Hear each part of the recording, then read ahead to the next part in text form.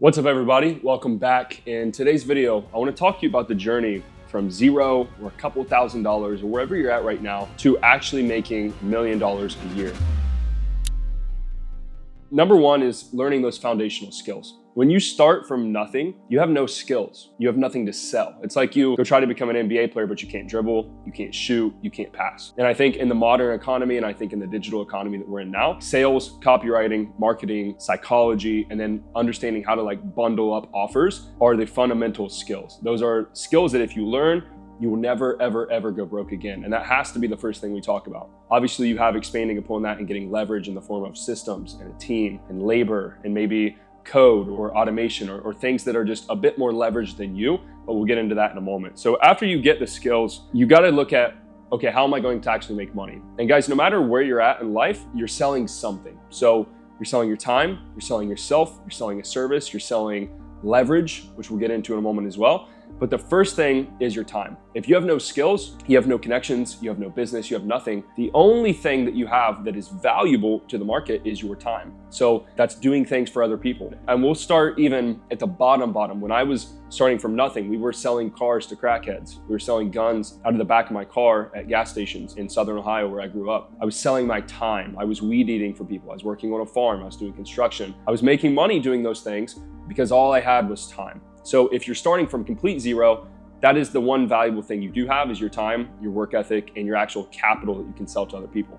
Now that's the very basic. The next step is still selling your time, but it's leveraging the use of your time. So if you have, let's say, 10 hours a day that you can actually sell to somebody, how do you make those 10 hours the most valuable? And for me, that was sales. I got into sales. I got really, really good at the skill. And although I'm trading my time for money, I'm still working at a job basically. I was able to sell an hour of my time for $1,000 in commission, opposed to an hour of my time for $10 on a farm. And this is the step in which you start to kind of realize how to play the game. Is okay, I have to leverage myself in some capacity. If I'm not valuable, but I have time, what's a valuable use of my time? Well, it could be doing sales for somebody. It could be copywriting. It could be building funnels. I built funnels and made $100,000 doing that. Whatever it is, you have to figure out, okay, I'm selling my time. It's not the best situation, but it's what we have. How do I make the most of that? How do I leverage the time that I do have before I learn other skills and I actually gain what is called real leverage in business, which is systems, automation, force multipliers, other human capital, being the person in charge of that.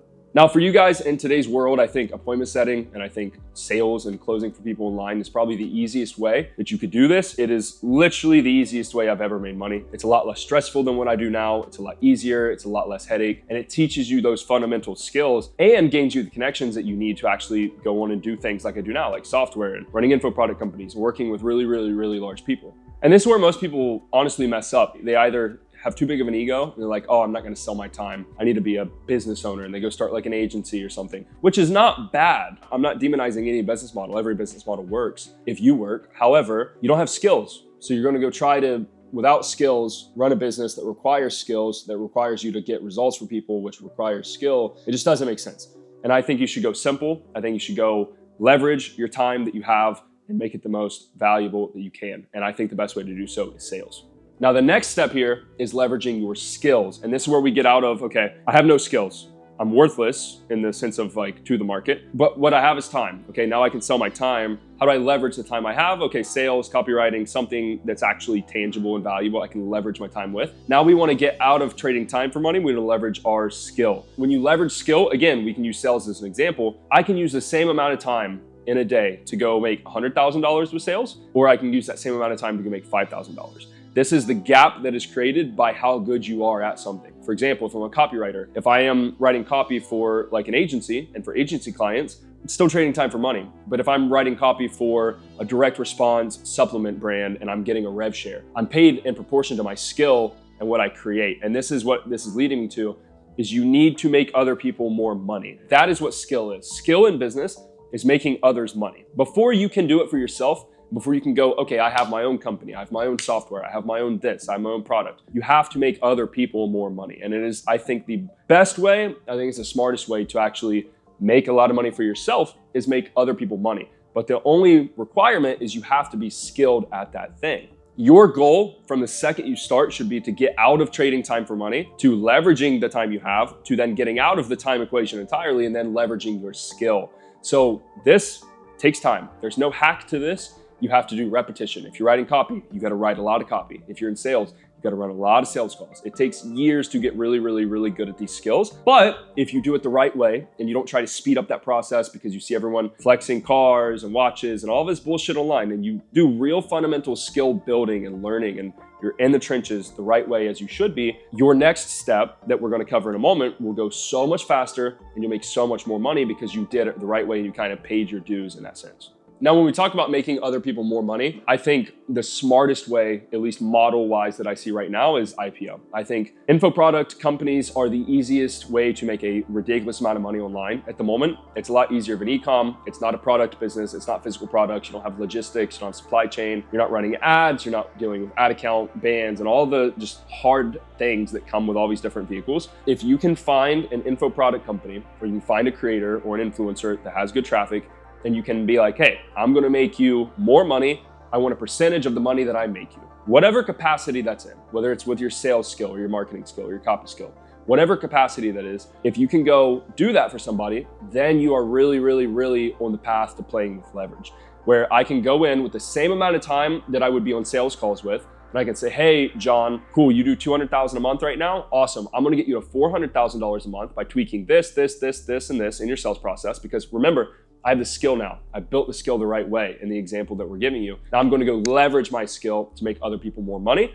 And the time cost of that is a lot less. So if I'm on sales calls all day, cool, I'm taking calls for 10 hours. What if I use the same skill once I'm actually competent at this thing? This is why you can't hack it. Once I'm actually competent, what if we use that skill and we just go work a couple hours a day across 2 clients and we get them $200,000 excess that they're not making additionally because of our efforts? We take 10%. I'm now making $20,000 from each of these clients. I'm making $40,000 a month. I could make $40,000 a month in sales, but it's gonna be all day and I have no time for anything else. I can't learn. I am unleveraged. So I think the next step is you make other people more money. Guys, I was closing for people, then I had a little sales agency, then I did some funnel stuff. I was focused on creating ROI, creating revenue increase, actually tangibly making results happen from the skill set that I had and from the knowledge that I had, and I was getting paid in proportion to that.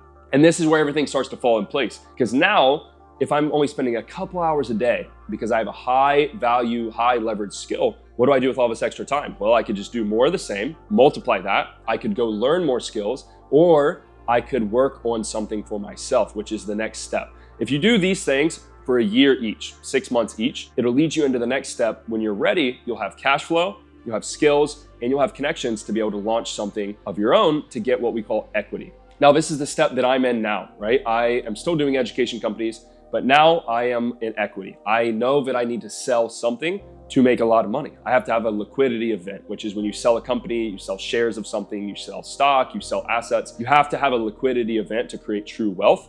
And now that's the game I'm playing. So I have the cash flow. I make 6 figures a month. I have all of this money coming in from all these places, but that doesn't last. That's like temporary money. It's not really real. And I know it sounds crazy, like, oh, 100,000 a month isn't real.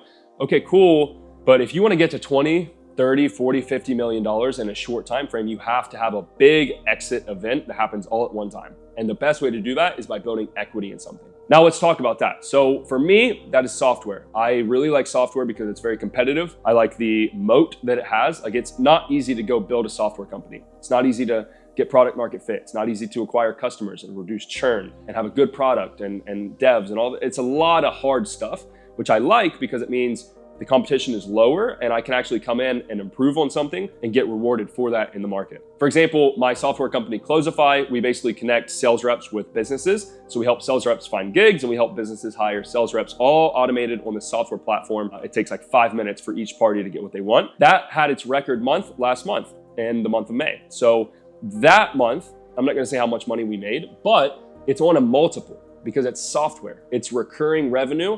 And we also have like not recurring revenue. It's kind of like a one-time, you call it ARR, annual revenue, but it's on a multiple. So software companies sell from anywhere from 2 to 10x. So especially in the sales vertical, especially in the way that we're building it, that, let's call it $50,000. It's not $50,000 as if it was if I made it through a course or through cash flow or through an education company.